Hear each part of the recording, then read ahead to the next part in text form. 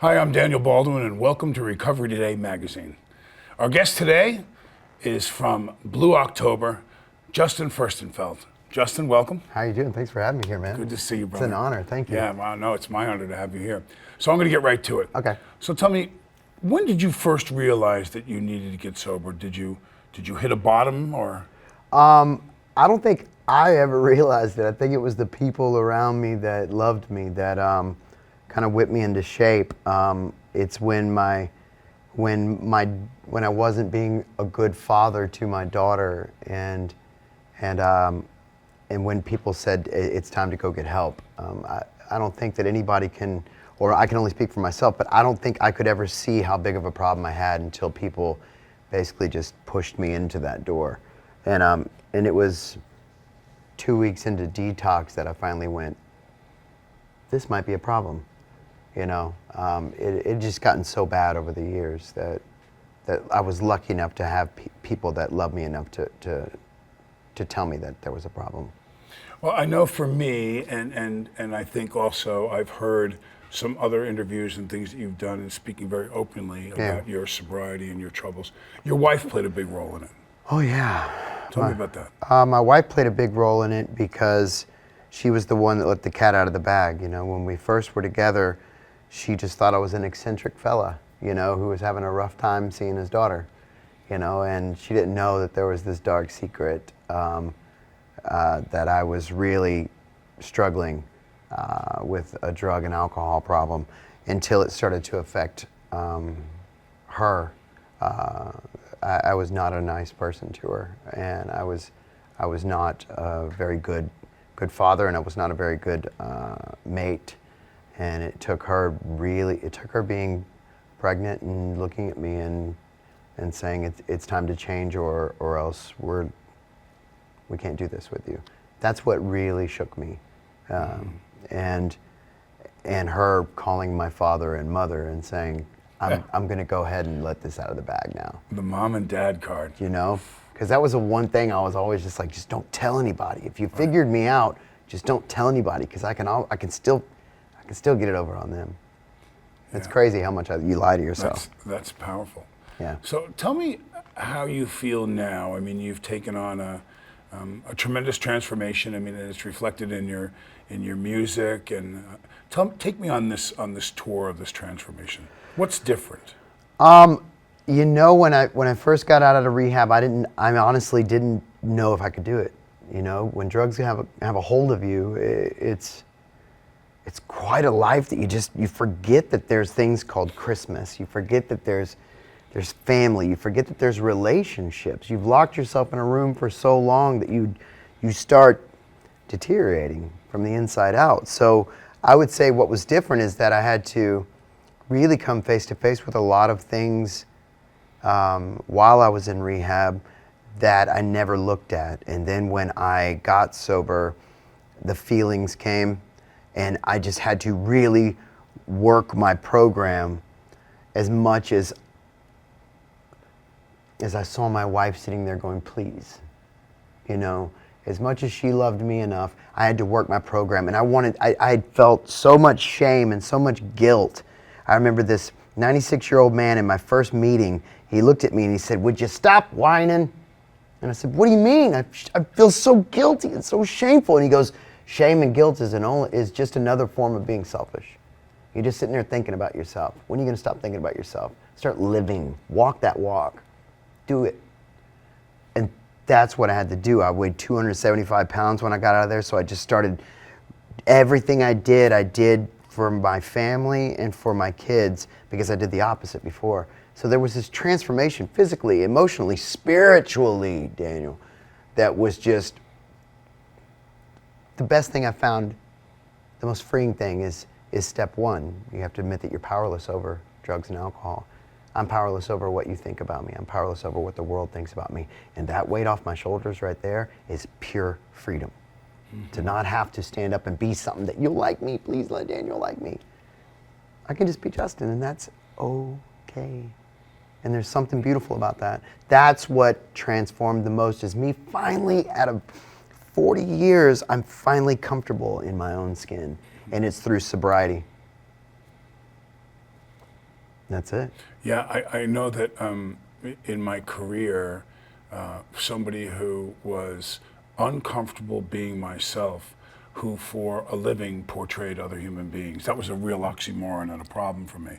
Oh man. I remember Scott Whalen telling me one time when he was still with us. Scott said to me, he got arrested for going up to the South Bronx at like 4 o'clock in the morning, and I said, "You're Scott Whalen. Couldn't you have someone go get that for you? Did you really?" And he said, "No, man, it's part of the whole thing, the rock and roll and the life and all that stuff." Did you get caught up in a lot of that? There's a certain rush that goes with being not caught. Yeah. There's a certain rush with, and you look at it now and it's just plain stupidity, because you're sitting there just killing yourself. So what other level can we take it? Well, let's just go completely mad, and I just the things I would do. I mean, the amount of things I would carry in my person while driving, the people I put at risk, you know. The insanity of getting in a cab after a show instead of going and talking to my supporters of years and going, "Here's $200, cab driver, take me, you know." He's like, "Whatever you want, Mr. Furstenfeld." Me using people that I saw as below me and saying, "Here's $400 if you're the one that puts your neck on the line and goes and picks this up for me, and just slip it in my mailbox. Text me the eagle has landed at 4 a.m. when you're here." Right. And I will lock the door. You know? Yeah. What kind of life is that? You know, you have an amazing documentary that's going to come out soon. I know you're tying it all up right now, and it's. I can't wait for America and the world to see this incredible piece. 5 years in the making. But there was something that I saw that really captivated me, and that was you mentioned the names of legendary rock and rollers who have left us due to their drug and alcohol problems. Is there something about being in the rock and roll business that is there a pressure to be in that groove with drugs and alcohol because it's so prevalent and the legends did it? Is that part of it? Back in the day when I first started, that was part of it for me. Yeah. That was part of it for me, going to the hotels afterwards and just getting wild.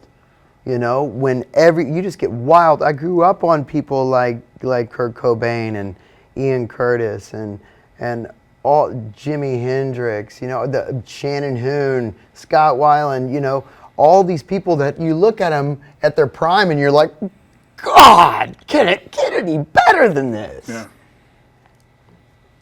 But they've all passed. Mm-hmm. And that's what I forgot, Once you start having kids and putting other human beings in this world, stuff changes, man. But if you don't change with that, you become this animal that's no longer good for your children. And you don't become the role model. Have you ever met a successful drug user? Like a successful, let's say, methamphetamine addict, like a truly successful one. Have you ever met someone on their deathbed going, "You know what, I sure am glad I did all that meth. I sure am glad because my business is top notch." I've never met anybody like that. I met a lot of guys who said, "I'm going to quit soon." Yeah. And never made it. I met a lot of those guys. Doesn't matter if it's meth or heroin or anything like it is. If it's keeping you from being the best person that you can possibly be, then it's downhill from there. And I just could never push the stop button. Like on an elevator, I passed floor 1, he's still going down and still going down.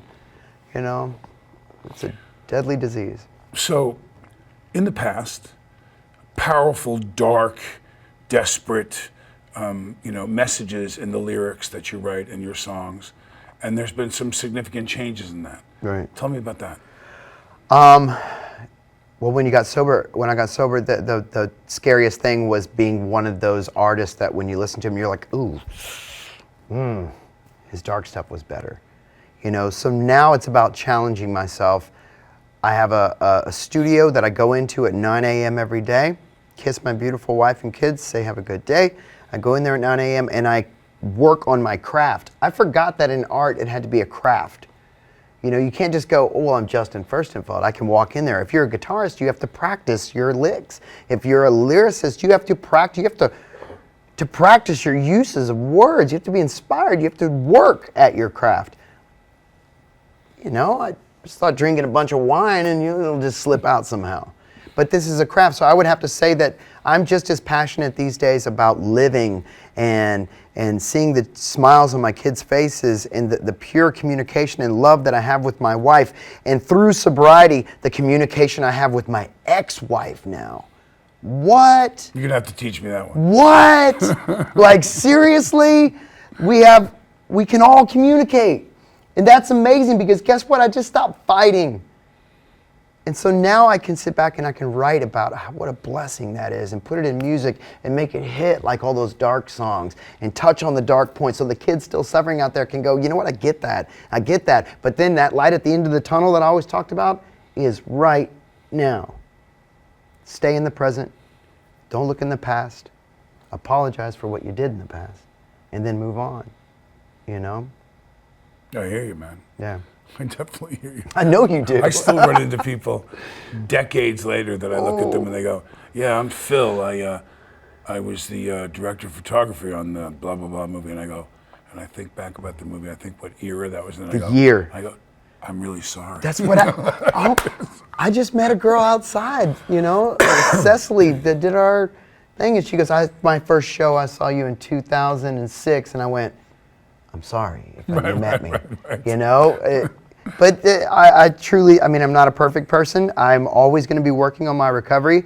There's people that tell me all the time, what is this hashtag sober life? You know, you're supposed to not. And I'm like, man, I live my life and I've been saved by the grace of God and the grace of being sober and being inspired by people. I'm not here to save anybody. I'm here to just tell my story because you've asked me to be here.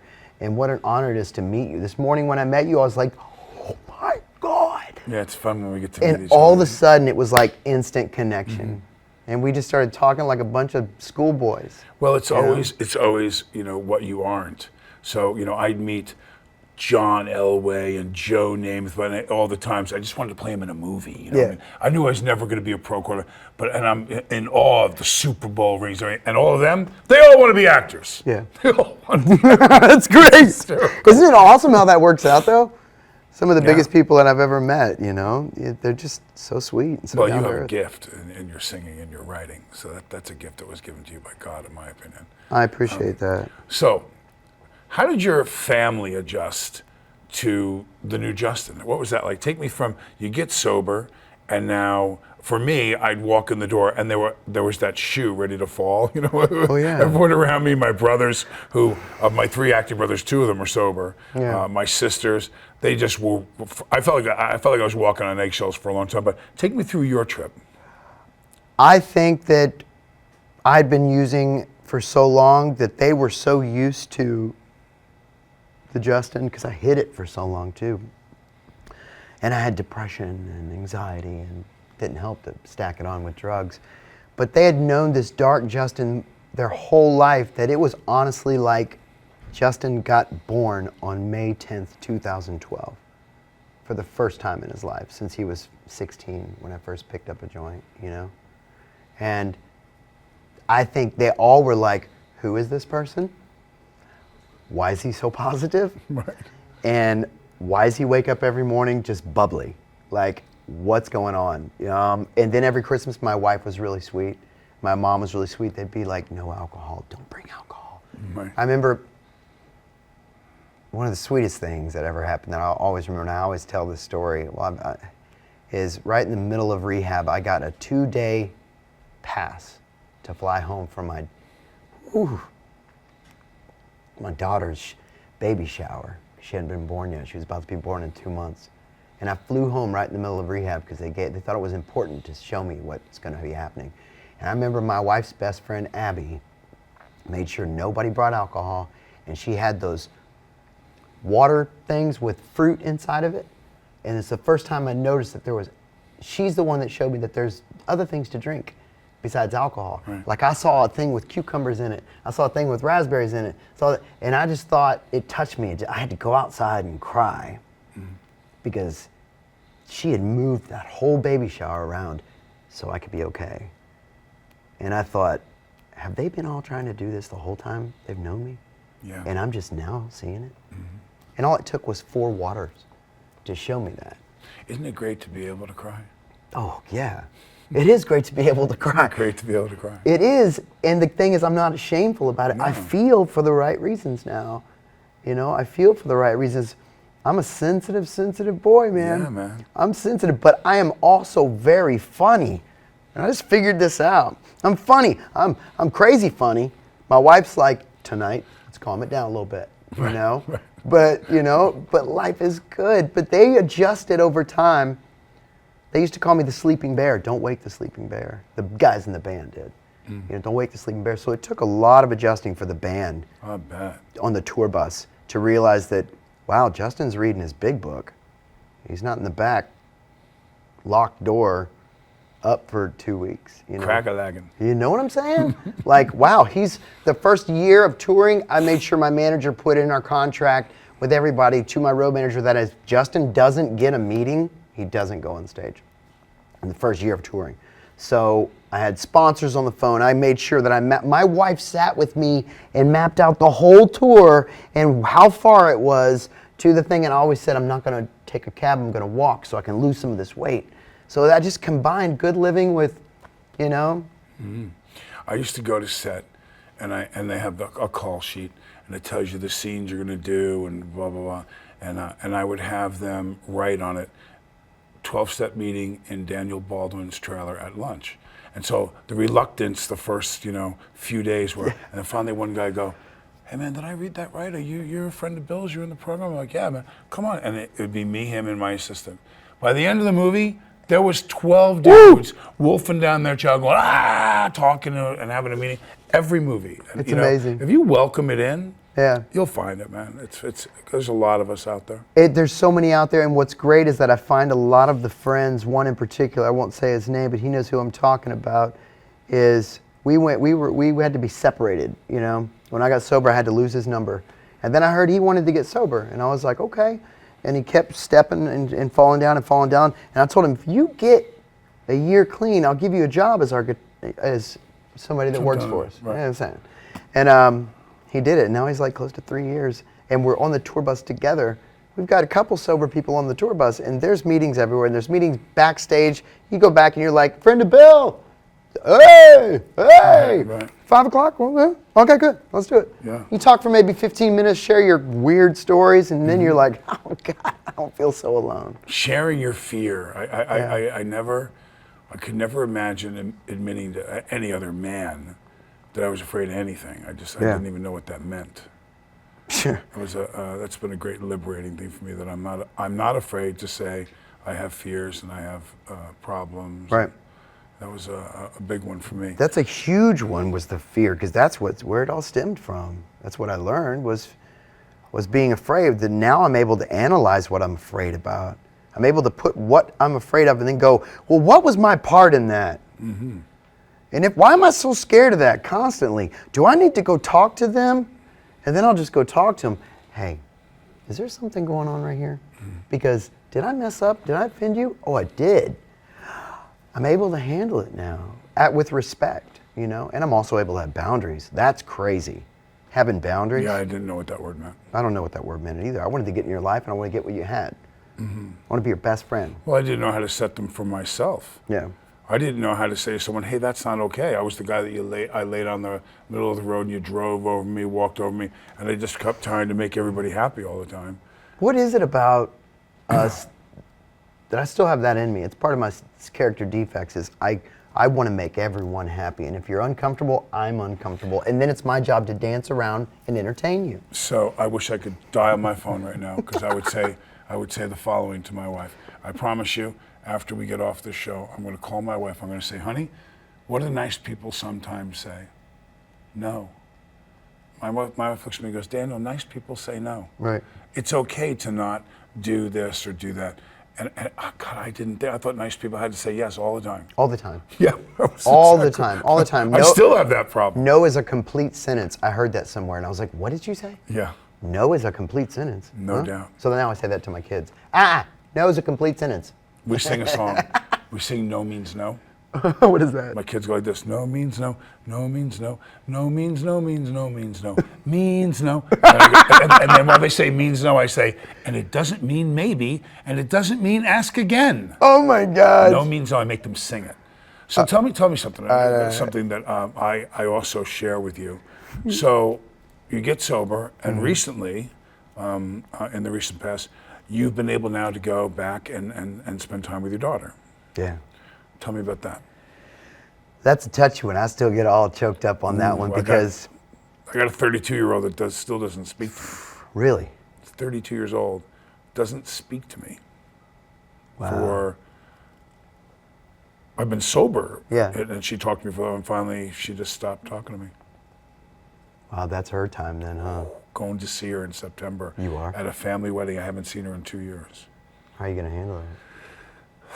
You know, I'm going to show up, I'm going to be accountable, and I'm going to say, hi, honey, I love you, and not have any expectation over it. Expectations are really bad for me. Me too. So I'm going to see I'm sure she's going to hug me, and she may turn around, walk to the other side of the room, and not talk to me the rest of the wedding. I don't know. But you got that hug. But see, now I'm going to come off of you now because you've gotten a chance to do that and have this daughter in your life now. So tell me, what was that like?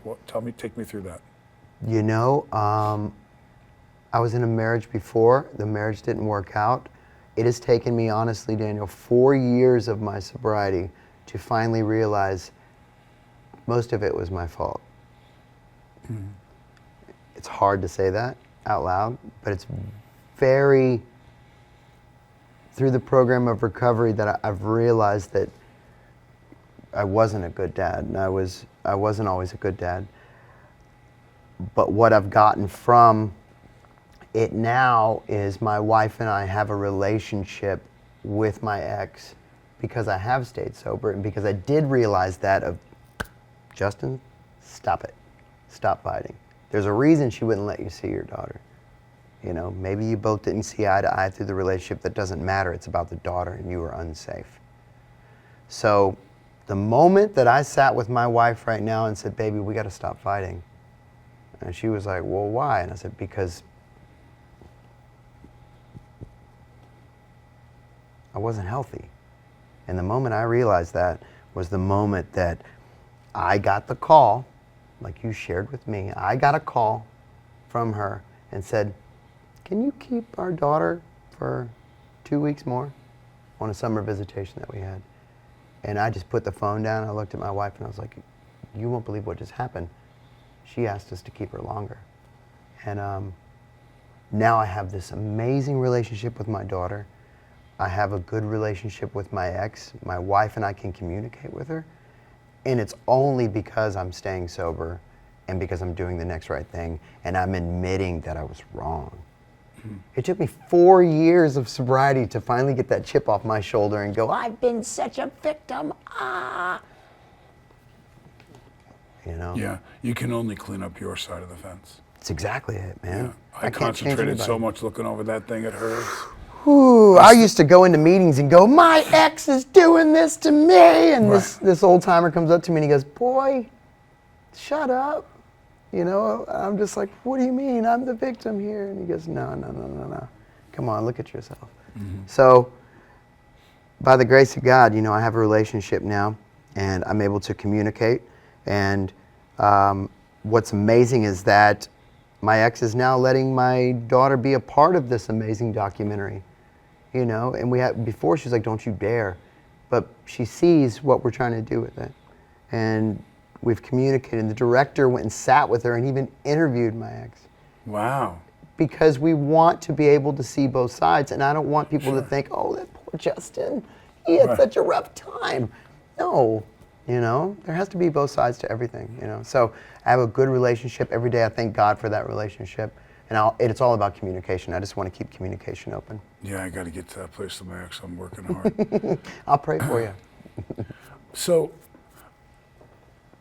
In the path to recovery and since getting sober and this rehab, do you look at the path you've taken recovery-wise, and do you have regrets on that path? I would have to say that the only regrets I have are starting to become addicted to my business and my art so much that sometimes I forget my spirituality. Sometimes I gotta stop, and I'll be outside at night putting the kids down. I'll go outside and I'll be like, oh yeah, thank you God. And then I'll go inside. Like, that's not a prayer. Come on, Justin. You used to wake up every morning desperate and drop to your knees and say, please God, just one more day of sobriety. And then at the end of the night, thank you God for this day. And now you're just like, peace. Like, I gotta remind myself that once I get too far away from the light, I can start being that crazy man again. And you know what kind of crazy I'm talking about. I had a counselor once tell me she took a blackboard and she wrote relapse and circled it. No, she wrote recovery and circled it, and then dotted a line all the way to the bottom and wrote relapse. And she said, every second of every day you are moving towards one of those two things in everything you do. Even your sleep, your rest, your this, that's a good thing. It's marching towards recovery. You will never get to recovered. You can only continue to move towards recovery. But way before you take that drink or way before you do that drug, you have done a series of things that have led you to that relapse. Yeah. And I remember it being explained to me that way, and I thought, my God, I can really see when I'm moving in the wrong direction now in my recovery. And I still have moments where I blow up, or I do this, or that, which aren't the most godly things, but I'm able to stop them now. What do you do to stop those things in your life now? I'll be talking to somebody and I'll be like, hey man, I weighed myself this morning. I weigh 175. And I know I'm lying. Right. 190. So then I'll be like, Daniel, I'm sorry, I just lied to you. And then I'll do that 2 times in one day and I'll be like, what's going on here? Or I'll just, I have to stop and turn everything off, shut everything down, connect, get to a meeting, and just remember what is important. Because I've always been told, and I know you've probably been told this before, is anything you put before your sobriety is the first thing you'll lose when you relapse. A lot of people say, man, you sure are into sobriety. Oh God. And I'm like, man, yeah, I sure am into it. Had to. You pushed me there. Remember? You put me there. So now I'm here, and this is me now. So yeah, if I start feeling froggy, I make sure I check myself, and then if I get bored and irritable, I go look at my steps. Yeah, they break it down. I still have a sponsor that's calling me going, dude, you need to get in here. We need to do this 5th step. I haven't seen you in a year, bro. Well, I'm busy. Oh, okay. Yeah, you were never too busy to score. Remember that mailbox? Oh, you made time for that. You know what I'm saying? I know that guy. Oh, He's God. Aqualung's brother. Oh, yeah. So, what do you see as the future for you personally and the band? Take me some places you want to go. I want to continue to make positive, uplifting music. I want to be able to communicate these crazy ideas that I have musically, spiritually, and visually, and communicate them perfectly to each band member so they understand how to help me implement it. Wow, listen to what I just said.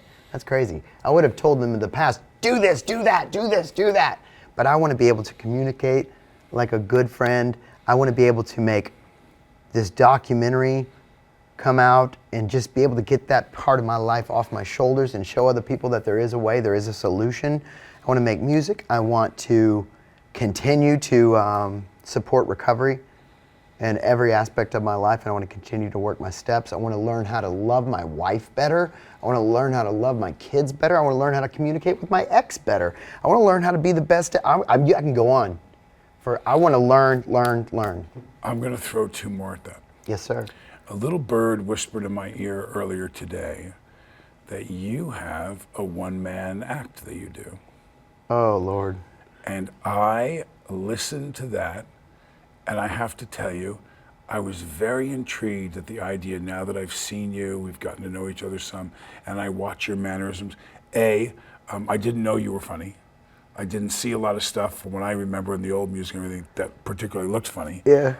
And It's as, dark. And as charismatic and everything. So I think that filming that or something in front of a camera would be very intriguing to see you do.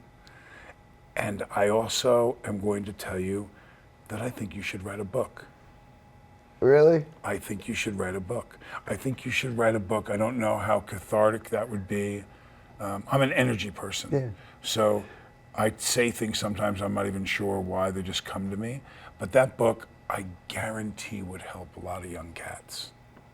That's a really good idea. Yeah, bro. I just can't write very well. I can That's write all right. music, but You get somebody to come in and help you write it. Okay. Thank you for that idea. I never thought about that. Thank you for being here, bro. Thank you so much. My great honor and pleasure. It's an honor. Thank you for having me here, man. And thank you for watching and reading Recovery Today. God bless you. God bless.